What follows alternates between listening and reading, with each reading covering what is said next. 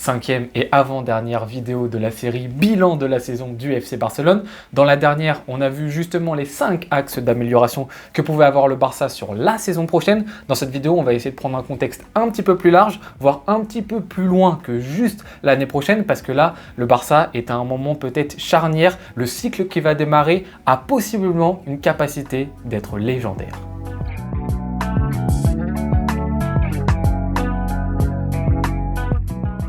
Les amis, j'espère que vous allez bien. Dans cette vidéo, essayons de prendre le contexte du FC Barcelone dans une période assez large, que ce soit ce qui s'est passé derrière nous et ce qui va se passer un petit peu dans le futur. Ce qui s'est passé derrière nous, justement, c'est 4-5 années du FC Barcelone qui ont été quand même assez compliquées. On a connu une vraie période de crise, que ce soit au niveau économique, que ce soit aussi en termes de résultats. Ça a été compliqué en termes de jeux proposés, en termes de joueurs présents sur le terrain. Ça a été compliqué pour le FC Barcelone. Et dans cette période-ci, honnêtement, je vais être totalement transparent avec vous, j'ai eu peur que le Barça change. J'ai eu peur que le Barça devienne une institution d'image, une institution de marketing, comme est en train de devenir, et d'ailleurs est déjà un petit peu, Manchester United. C'est-à-dire un club dont les dirigeants sont très contents des rendements, parce que Manchester United reste en tête des classements des clubs qui gagnent le plus d'argent dans l'année, continue à vendre énormément de maillots, mais qui n'a plus du tout de cohérence sportive, que ce soit justement dans le choix des joueurs, que ce soit dans les choix des entraîneurs, et qui n'a plus du tout de stabilité. Et j'ai eu peur à un moment que le FC Barcelone se dirige vers ça. Pourquoi ? Parce que le Barça, des fois, a fait des choix sur certains joueurs qui étaient plus des joueurs d'image que des joueurs de cohérence dans l'effectif, parce que le Barça s'est rapproché d'agents comme Mendes, qui sont des agents, si on sait qu'ils commencent à traîner autour de ton club, qui peuvent commencer à avoir de plus en plus d'influence. Le Barça a eu comme directeur sportif et a comme directeur sportif Deco, qui a des intérêts personnels à mettre en avant certains joueurs. Donc plus on avançait, plus je me disais, ouh là là là là, le FC Barcelone est en train de tendre vers quelque chose qui ne me plaît pas du tout, c'est-à-dire un club qui conserve une image très forte, qui essaye entre guillemets de survivre à travers des choix de transfert qui font plaisir aux supporters, mais qui n'a plus de cohérence et qui sportivement va droit dans le mur. Heureusement, il y a eu cette saison, la saison 2024-2025, qui nous a permis de rayonner à nouveau sur la scène européenne et qui a permis également de donner confiance aux supporters sur la suite de ce qui allait se produire. Non, le Barça va rester un club qui est aussi fort et présent sur le plan sportif. Et c'est justement ça qu'on va essayer de voir dans cette vidéo, c'est de voir quel va être aussi l'objectif du FC Barcelone sur le long terme, pas juste l'année prochaine. Sur les 5-10 prochaines années, qu'est-ce que doit avoir comme cap le FC Barcelone? On va voir les obstacles qui vont se dresser face à l'obtention de cet objectif et ensuite on va voir justement quels sont les acquis, quels sont les actifs du FC Barcelone qui vont lui permettre de surmonter ces obstacles pour arriver à atteindre ses objectifs. Les objectifs de notre cher FC Barcelone, quels sont-ils? Les objectifs du Barça, selon moi, c'est de retrouver de la constance à un très haut niveau. C'est-à-dire que le FC Barcelone ne doit pas se contenter de gagner une année sur 3 et de revenir tous les 4 ans sur le devant de la scène. Typiquement, l'année dernière, moi, ce que je vous ai dit sur les objectifs avant le début de l'année 2024-2025, c'est que je vous ai dit, moi, l'objectif principal, c'est pas forcément qu'on soulève la Ligue des Champions, c'est pas forcément même qu'on soulève la Liga, c'est juste que le Barça arrive à avoir un socle solide sur lequel s'appuyer pour les prochaines années. Que ce soit en termes de jeu, que ce soit en termes de structure, que ce soit en termes de staff, que ce soit en termes de développement personnel, que ce soit en termes de développement aussi dans le jeu. C'était ça vraiment l'objectif, selon moi, prioritaire du FC Barcelone. Ce qui s'est passé, c'est que vous l'avez vu, Flick et son staff ont explosé les compteurs et ont fait quelque chose qui était largement inattendu. Et moi, si on m'avait dit ça au départ de la saison, bien sûr que j'aurais signé, mais je ne l'attendais pas à un aussi haut niveau de faire le triplé national, d'aller en demi-finale de Ligue des Champions. Pour moi, c'était inattendu et on a surpassé les objectifs du début de saison. Mais il n'empêche maintenant que l'objectif du FC Barcelone, c'est d'être une équipe qui soit redoutable constamment tous les ans. Souvent, qu'est-ce que je fais? Je prends l'exemple de Chelsea, qui est un club sur les 15 dernières années qui a remporté 2 fois la Ligue des Champions. Il n'y en a pas beaucoup des clubs sur les 15 dernières années qui ont gagné 2 fois la Ligue des Champions. Et pourtant, j'ai pas du tout envie qu'on suive ce modèle-ci. C'est-à-dire un club de Chelsea qui, une année, va gagner la LDC et l'année d'après va finir peut-être 4e, 5e de son championnat. Puis après, elle va revenir, aller 3-4 ans plus tard, elle va devenir sérieuse en Première Ligue. Puis après, encore 3-4 ans plus tard, elle va aller loin en Ligue des Champions. Je veux pas du tout de cette stabilité. Parce que selon moi, ce qui fait que tu es un grand club, une grande institution sportive, c'est que justement, chaque année, tu fasses partie des favoris pour remporter la Ligue des Champions. Chaque année, tu fasses peur à tes adversaires. Chaque année, tu es dans le top 4, top 5 des équipes européennes. Et c'est vers ça que doit tendre le FC Barcelone. C'est-à-dire que c'est pas juste une année on va gagner la Liga et après l'année prochaine on essaye d'aller peut-être loin en Ligue des Champions. C'est pas ah là on va en finale de Ligue des Champions l'année prochaine, mais l'année d'après on est éliminé en huitième de finale. C'est tous les ans, mesdames et messieurs, tous nos adversaires, ils ont peur de nous. Un petit peu comme le Real Madrid actuellement depuis 7-8 ans en Ligue des Champions. Dès qu'une équipe affronte le Real Madrid, une équipe elle se dit ah c'est le Real, ça va être sérieux. Il faut qu'il se passe exactement la même chose avec le FC Barcelone. Alors grâce à cette année, on a acquis une notoriété, mais si on veut continuer à avoir cette notoriété qui revient, c'est-à-dire d'être comme le Barça des années 2009 à 2016, une équipe que tout le monde redoute tout le temps, même si on ne gagne pas forcément la Ligue des Champions tous les ans, mais c'est juste d'insuffler cette peur et d'arriver face à nos équipes et de se dire oui, non, on est sérieux. Et c'est pas une année sur 3, on arrive à faire de belles choses. Maintenant, pour arriver à faire ça, il va falloir être solide. Pourquoi? Parce qu'il va y avoir certains obstacles dont on parle tout de suite.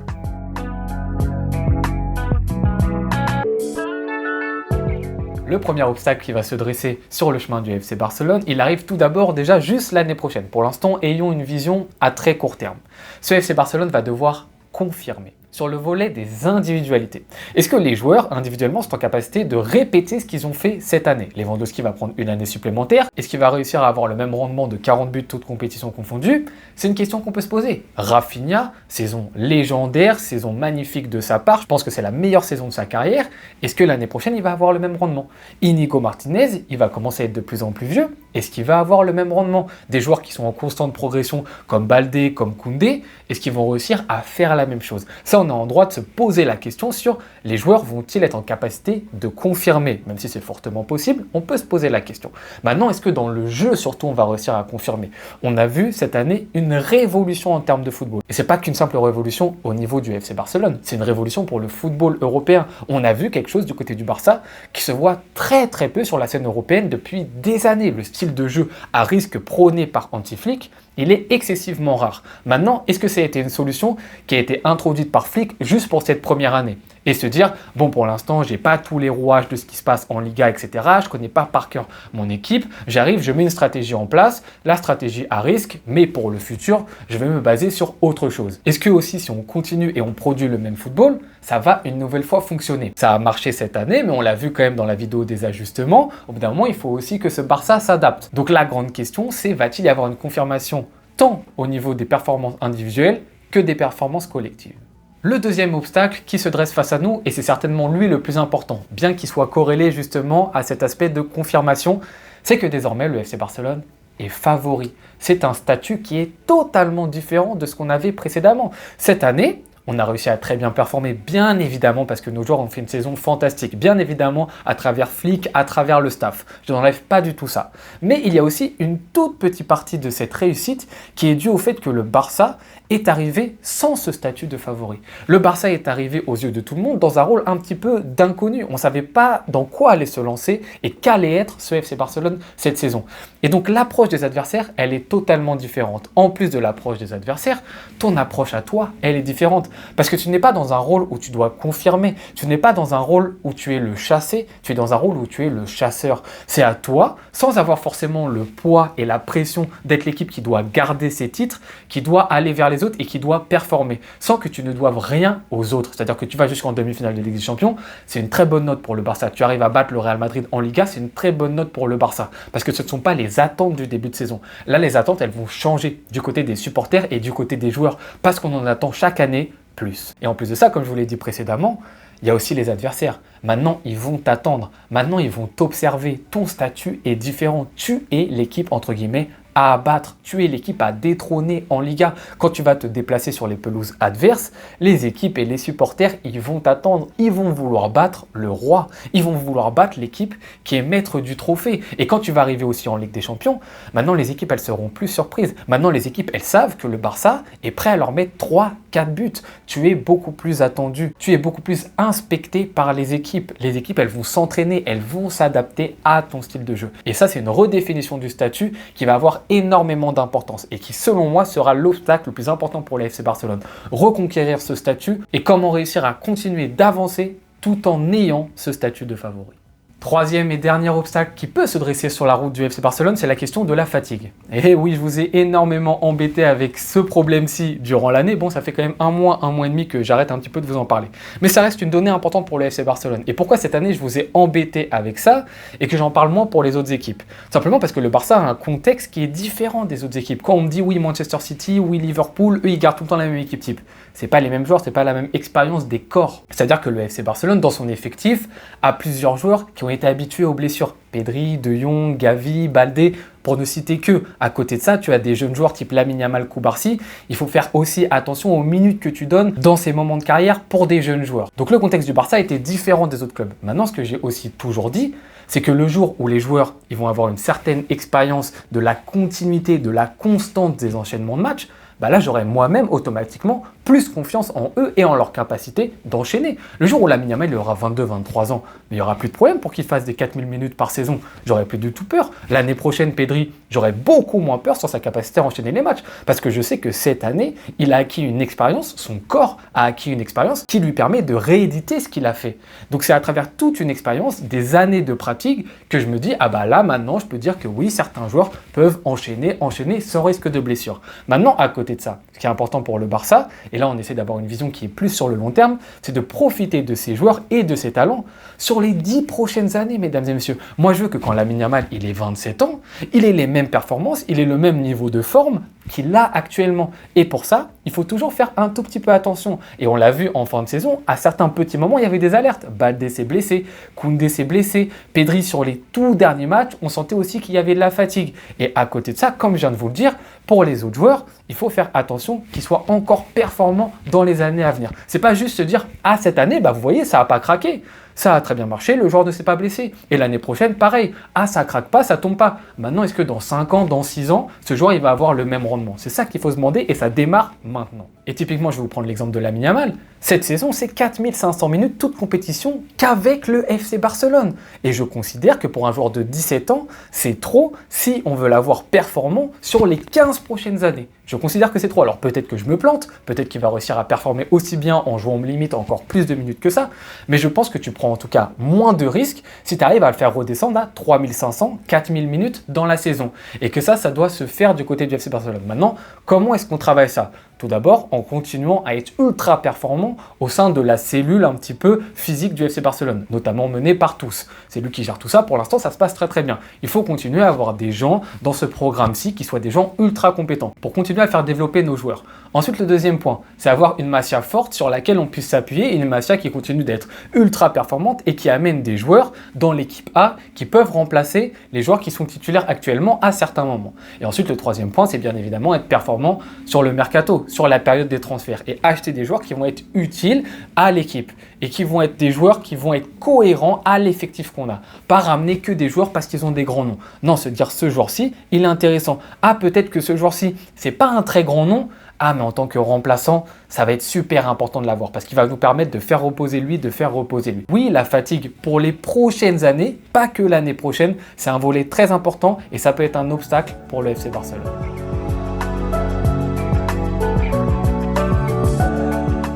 Alors maintenant qu'on vient de voir les possibles obstacles qui vont se dresser face au FC Barcelone, ça ne reste qu'hypothétique bien entendu, on va essayer de voir quels sont les actifs qu'on possède qui vont nous permettre de franchir ces obstacles et d'arriver à notre objectif. Et en premier lieu, c'est le plus important, c'est ce que vous êtes en train de voir actuellement, c'est la jeunesse de notre effectif. Et ce n'est pas une jeunesse hasardeuse de joueurs qui ne se sont pas encore trouvés, qu'on a conservés parce qu'on n'avait pas moyen de les faire partir. Ce sont quasiment tous des diamants. Quasiment tous des joueurs avec un potentiel monumental. Et j'ai même envie de vous dire, même pas un potentiel, avec un niveau actuel monumental. On parle de Lamine Yamal, on parle de Bernal, on parle de Casado, on parle de Baldé, on parle de Fermin, on parle de Gavi, on parle de Pedri, on parle d'autres joueurs du FC Barcelone qui sont très jeunes et qui ont un niveau actuel monumental sur lequel on va pouvoir s'appuyer, mais alors pour des années et des années. Parce que dites-vous, dans 5 ans, Lamine Yamal, il aura 22 ans. Dans 5 ans, Bernal, il aura 23 ans. Dans 5 ans, Koubarsi, il aura 23 ans. Dans 5 ans, Gavi, 25. Baldé, 26. Casado, 26. Fermin, 27. Pedri, 27. Est-ce que vous vous rendez compte de la dinguerie? Pedri, il aura 27 ans, c'est l'âge d'or des milieux de terrain. Dans 5 ans. comment le FC Barcelone va prendre du plaisir sur ces prochaines années, mesdames et messieurs, c'est monumental. Ces joueurs-ci peuvent encore progresser. Alors avec des marges différentes en fonction des joueurs. Il y a des joueurs déjà, ils ont un niveau qui est stratosphérique. Mais dites-vous, ils vont tous un petit peu progresser. C'est totalement fou de pouvoir s'appuyer sur cette richesse pour les prochaines années. Des joueurs qui ont un tel niveau, en plus de ça, un ADN FC Barcelone. C'est pas des joueurs qui vont avoir besoin d'apprendre un nouveau style. C'est des joueurs qui sont dans le style FC Barcelone. Et en plus de ça, on peut capitaliser sur cette sorte de génération à travers deux choses. La première chose, c'est que ce n'est pas la génération qui est arrivée juste après la grande génération de 2010. Les Messi, Alba, Piqué, Iniesta, Xavi, Busquets, tous ces joueurs qui ont mis un petit peu de temps à partir du Barça, il reste d'ailleurs à peu près que Ter Stegen, elle a été justement suivie par une autre génération, qui a été la génération où ça a été très compliqué, des joueurs, des Firpo, des Coutinho, des joueurs qui ne se sont pas vraiment adaptés au Barça et qui ont formé une équipe qui, à certains moments, a bien performé. Vous voyez typiquement des joueurs comme Aubameyang, etc., ça a marché, mais dans la globalité qui manquait un petit peu de cohérence à certains moments. Mais là, la génération qu'on a, c'est une génération qui a vécu ça, qui a vécu cette période entre guillemets de crise pour le FC Barcelone, sans en être les acteurs principaux.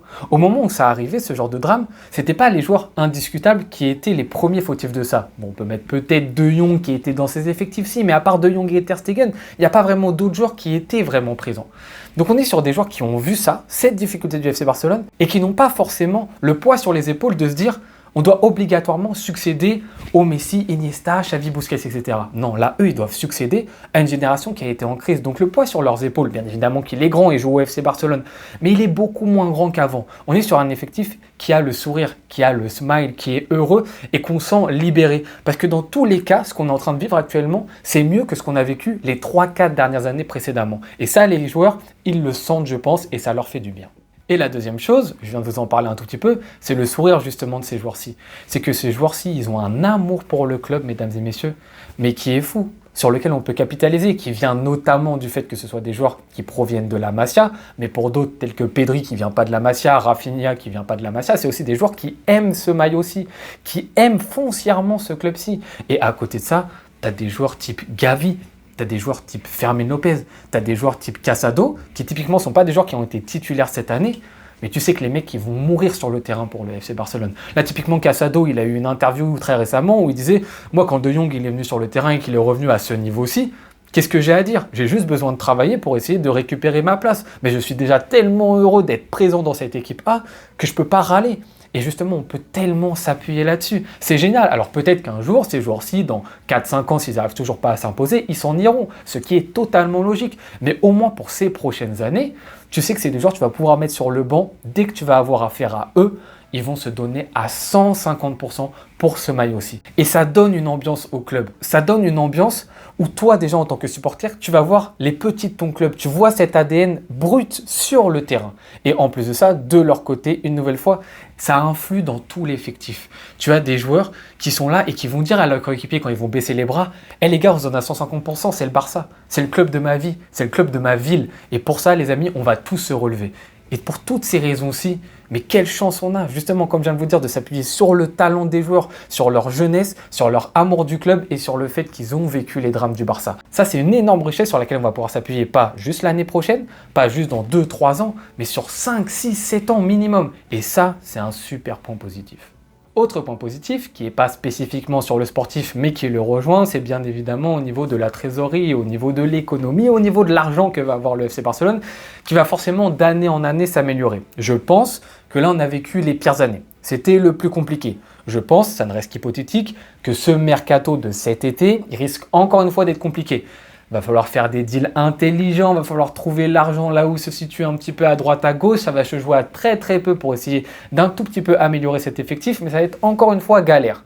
Mais en revanche, à partir de l'année prochaine, je pense qu'on va arriver sur un Barça qui va retrouver les moyens de ses ambitions sur le mercato. Et ça reste quelque chose d'important. Parce que quand tu essaies de nous comparer à d'autres clubs européens, quand on essaie de dire justement notre objectif, c'est toujours dans les 4-5 clubs qui font peur en Europe, ça doit aussi passer par une équipe qui est capable sur le mercato d'avoir le joueur qu'il a envie d'avoir pour améliorer son effectif. Le Real peut le faire, Manchester City peut le faire, Liverpool peut le faire, le PSG peut le faire. Malheureusement, le Barça actuellement n'est pas en capacité de le faire. On a besoin absolument d'un ailier gauche. Tu ne te dis pas, ah ben on pose 80 millions et c'est bon, on ne se pose pas de questions. Non, le Barça ne peut pas actuellement le faire. Et ça, c'est une donnée qui va forcément d'année en année s'améliorer. Donc ça, c'est quelque chose qui rentre forcément dans les choses très positives. C'est-à-dire qu'on a vécu la période dure et que là, chaque année, on va être en capacité de pouvoir aussi s'améliorer à travers les revenus qui vont revenir. Et enfin, dernier point, qui va être un point positif qu'on aborde quand même assez rarement, c'est le retour du Camp Nou. Ça, c'est quelque chose aussi sur lequel on va pouvoir s'appuyer, parce que dites-vous ce qu'on a fait cette année, et même d'ailleurs l'année d'avant, on l'a fait à Montjuic, mesdames et messieurs. À Montjuic, ce qu'on a fait dans 2024-2025, on l'a fait dans un stade qui est calamiteux. Il suffit de voir les images des supporters quand ils sont au stade pour voir que déjà quand tu es supporter, tu ne vois strictement rien, mais quand tu es joueur, tu es éloigné des tribunes parce que justement il y a la piste athlétique et c'est un stade qui n'est pas le tien tout simplement. Et là, imaginez-vous juste un petit peu la dynamique positive qu'il y a. On est sur des jeunes joueurs qui aiment ce club-ci, qui arrivent après une période de disette, qui arrivent après une période de crise. Ça se passe très bien. Ils sont sur une année qui est limite légendaire du côté du FC Barcelone. Ils ont le sourire, ils ont le smile, tout se passe bien, ils adorent leur coach et en plus de ça, ils vont atterrir au Camp Nou dans leur enceinte de base qui va être tout flambant neuf, qui va accueillir plus de 100 000 spectateurs. Vous vous rendez compte de la dynamique de malade mental que c'est? C'est-à-dire que là, ça va être notre terrain, ça va être chez nous, tout beau, tout neuf, avec une dynamique spectaculaire du côté du FC Barcelone. C'est monstrueux. C'est monstrueux ce qu'on va apercevoir. Et moi, là, j'attends plus qu'une chose, c'est justement voir ces minots être sur la pelouse du Camp Nou et enflammer le stade, faire lever les supporters. Je n'attends que ça. Mais oui, en effet, la venue du Camp Nou va être encore plus un point qui va améliorer ce cercle vertueux. Mesdames et messieurs, vous l'avez vu, ce Barça est possiblement à un tournant de sa période actuelle.